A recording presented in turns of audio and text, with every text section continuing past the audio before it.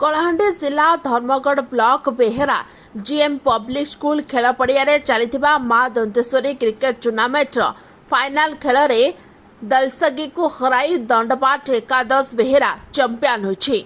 ए अवसर में मुख्य अतिथि भाव में पूर्वतन सरपंच तथा समाजसेवी प्रशांत तिवारी योगदान करथिबा बेले सम्मानित अतिथि भाव में दंतेश्वरी सरकारी उच्च विद्यालय बेहेरा प्रधान शिक्षक Rupendra Banua, GM public school principal Sanjeev Appu, शिक्षक जयंत बारिक, सांबादिक रूपेन्द्र सुनानी, सचिदानंद गौड़, रमेश चंद्र बेहेरा प्रमुख योगदान करी खेलाड़ी मानक उत्साहित करने सहित चैंपियन एवं रनर्स अप दल को ट्रॉफी और अर्थराशि दे पुरस्कृत करथिले।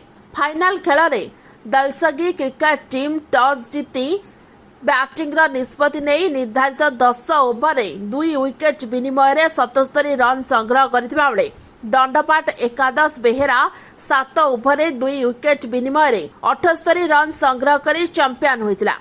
धर्मेंद्र पटेल एवं सुरेश पटेल अंपायर भाव में फाइनाल खेल को परिचालना करथिबा बेले संतोष नायक स्कोर एवं रिंकू बिसी एवं क्षीरसिंधु बाग धारा विवरणी प्रदान करथिले।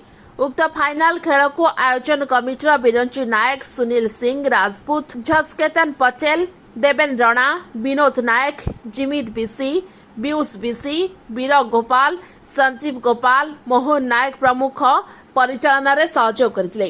कोकोसरारू रूपेन्द्र सुनानी को रिपोर्ट ओटी लाइव।